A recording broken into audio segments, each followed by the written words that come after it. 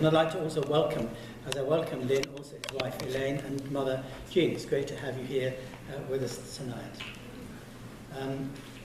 Lynn served as Minister of Education, Tertiary Education, Agriculture and State Development in the Labour government under John Bannon in the 1980s, and then became Labour leader and then Premier of South Australia between 1992 and 1993. In his life after politics, he was, although I think probably his life is still very much political, in the sense that as we are interested in engaging with society and seeing a different order in our society, then we are political people, aren't we? He was chief executive of the humanitarian organisation World Vision Australia from 1997 until 2003. In that year, 2003, he was appointed Regional Vice President of World Vision International for the Asia-Pacific region, based in Bangkok, in Thailand. And in 2006, he was appointed as Senior Director for World Vision International. Between 2007 and 2012, Lynn was appointed Chief Executive of Anglicare SA, which helps South Australians in need through all sorts of support programs. He then studied for the Anglican priesthood and was ordained deacon last November. And Lynn now has a role based at St Peter's Cathedral, where he works particularly with those who are marginalised in the community. And I know he'll be making reference to that particular aspect of his work and in his interest a little bit later on this evening. Now, we do very much appreciate your finding time in your busy schedule to be with us. Lynn is going to speak to us. Well, I understand he tells me that he has the record of delivering the longest speech in the SA South Australian Parliament. Won't say anything more about that, but I've told him to keep him under control, and he'll go on for about 40 minutes tonight, and then there'll be an opportunity for some form of question and answer, so we can engage in some sort of discussion with him. There are one or two things I want to say a little bit afterwards about our programme and one or two other activities that we're involved in at the Graeme Clark Research Institute, but I'd like to now hand over to Lynn. Would you please put your hands together and welcome?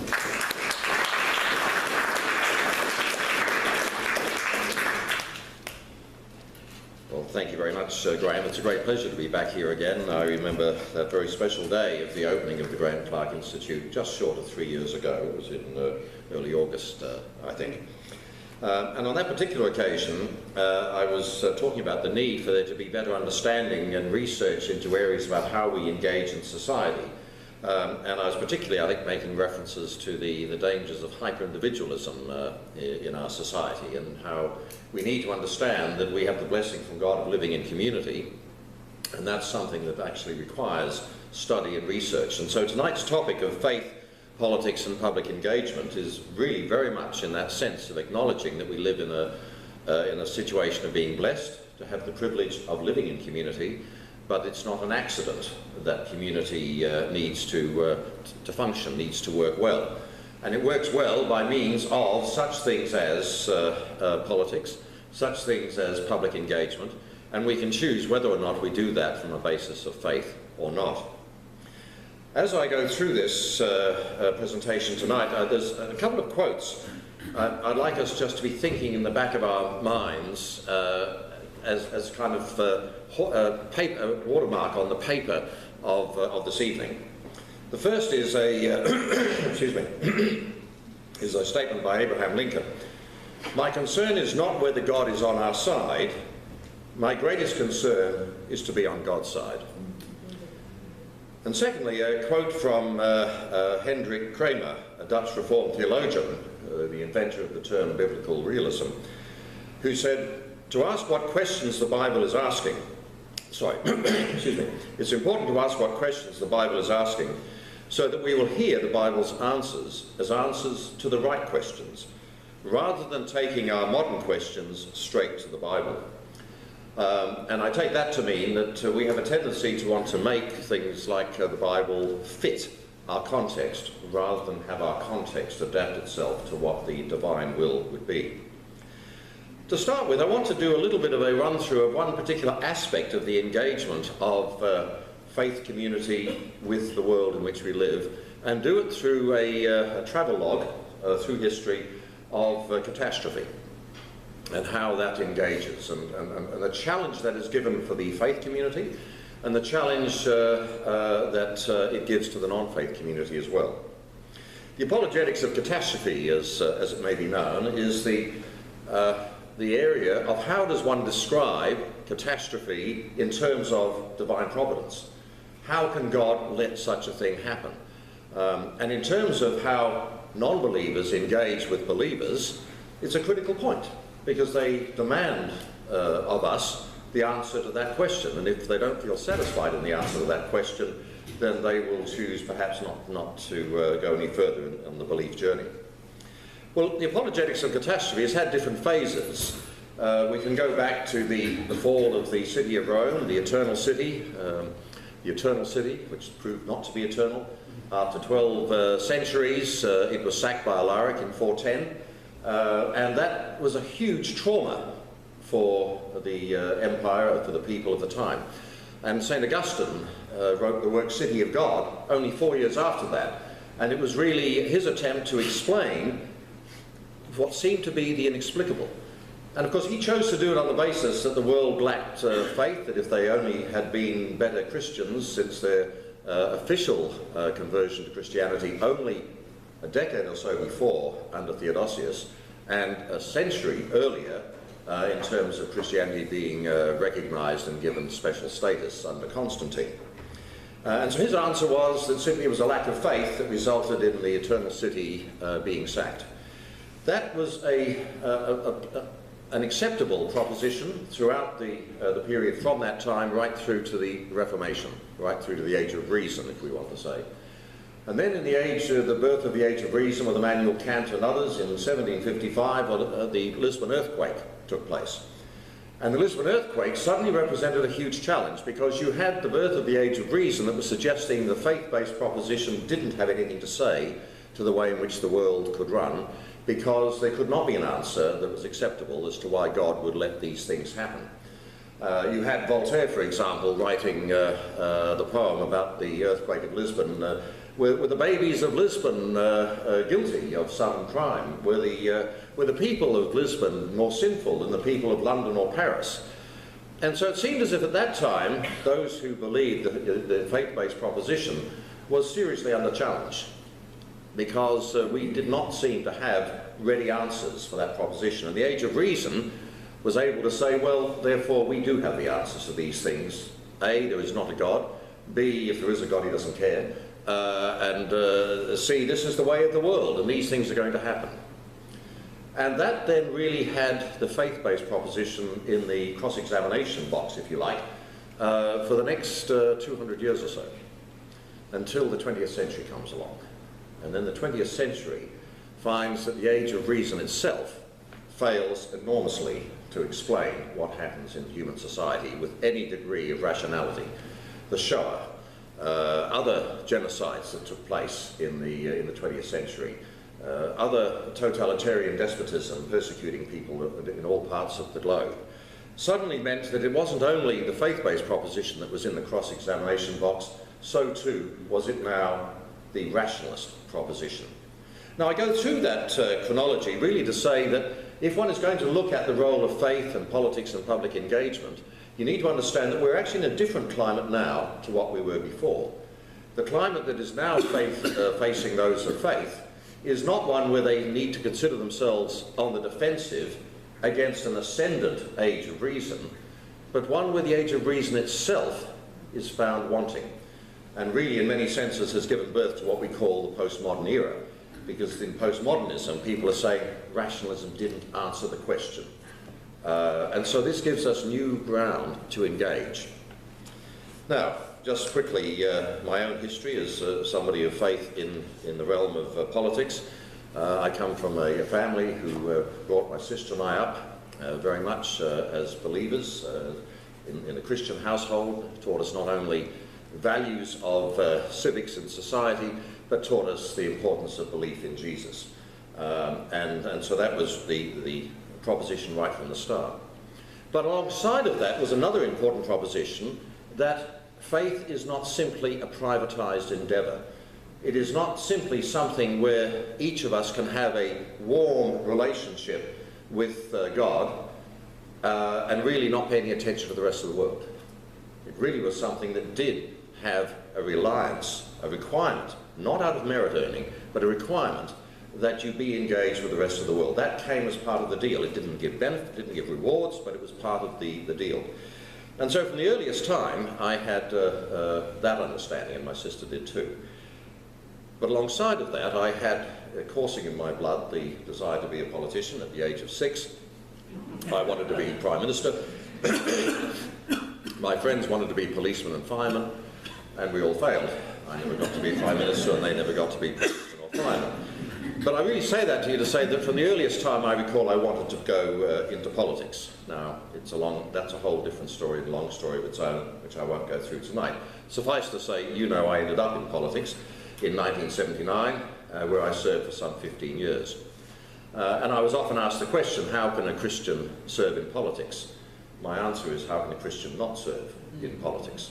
There are some, and I'll talk a bit about the various propositions about how Christians can view culture in a moment, but I want to say that there is no such thing as isolation from the world around us, even if one seems to have locked the doors and be behind those doors. However, what does happen in engagement with the world is you have to determine the terms upon which that happens.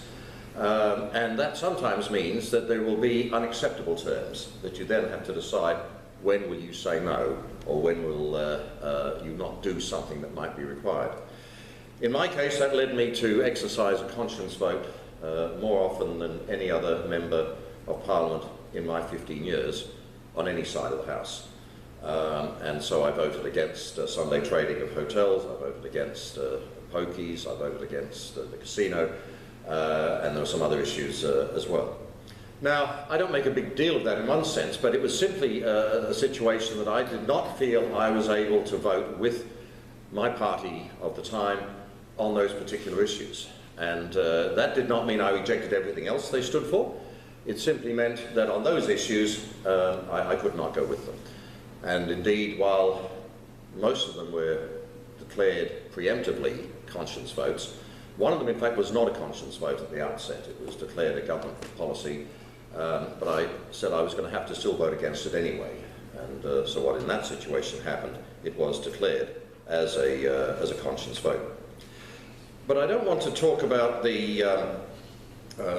my own political history in that sense. I want to now go back and then have a look at what are the various ways in which one can engage with the community, with the body politic.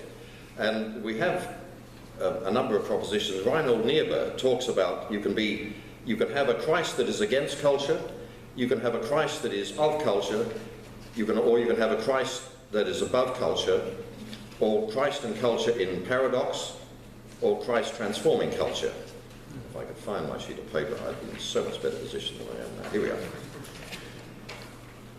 He identifies people, for example, as monasticism. Those who were part of monasticism were Christ against culture. They sought to separate themselves away from the world. In the terms of Christ of culture, he identified Gnosticism as a movement of that regard, and Immanuel Kant. They simply took the prevailing culture and allowed that to imbue their particular portrait of who Christ was. In the case of the Christ above culture, Thomas Aquinas was his example, one of his examples there. In Christ and culture in paradox, he cited Luther and Kierkegaard as examples of those. And in terms of Christ transforming culture, St. Augustine, Calvin were the examples he gave. But I personally find much more value out of the analysis done by Craig Carter in his book, Rethinking Christ and Culture, a post-Christendom perspective. It's a fascinating book, and he has a number of, his typology is a little bit different. He sees two groups. One is those that will accept violent coercion in what they do, and another, those who will reject violent coercion. In each case, he has three. One is Christ legitimizing culture, one is Christ humanizing culture, and one is Christ transforming culture. In the violent coercion type, he sees Theodosius, the Emperor Theodosius, as Christ legitimizing culture. Now remember what happened in terms of this engagement of Christianity with the body politic and with community. Constantine had raised the status, legalised Christianity, but it would be Theodosius that would make it the state religion, and would then embark upon the first of the rabid anti-Jewish, anti-Semitic persecutions that we would see, and then would be followed on many times through history.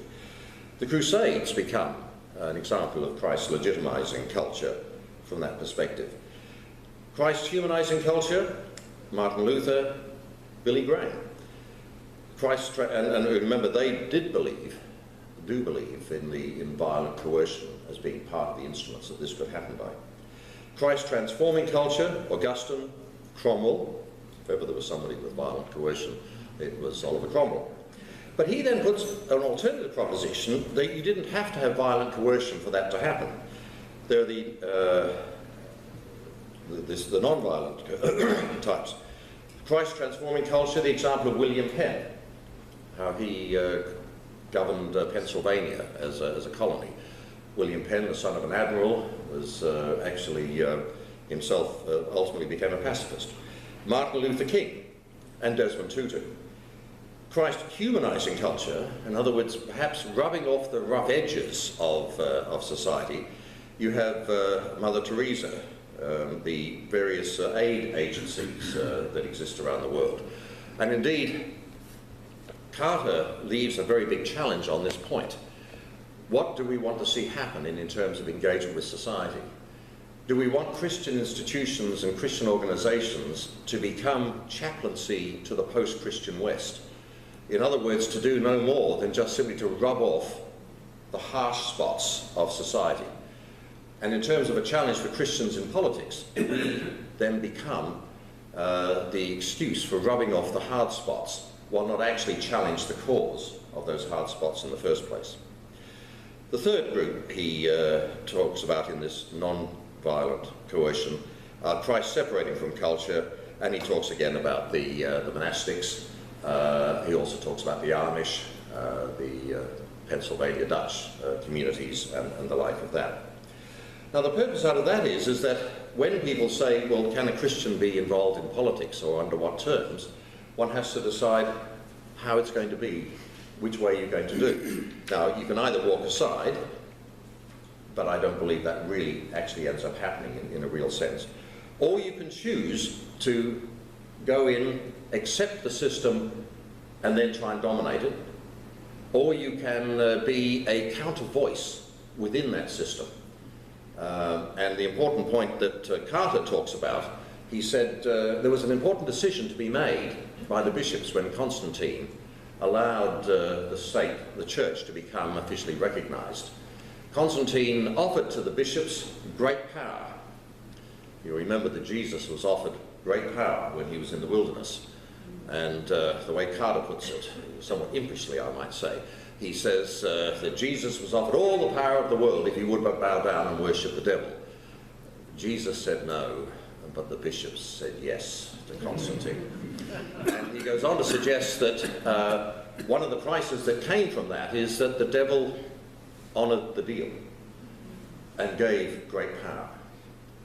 And one of the things that came from that is that many good things came from that.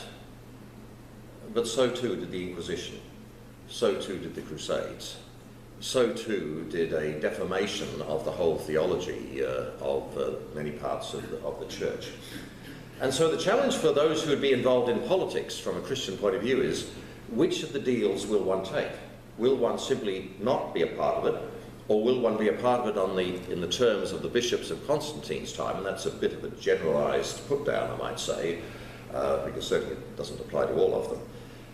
Or will one find an alternative way to somehow be engaged? Now, all of these require that there has to be some map that looks at where Christ is, where culture is in this situation. And the question is then, what should be the role of politics, or more specifically, the role of Christians within politics? Now, tonight we're looking at three aspects of that: faith, politics, and public engagement.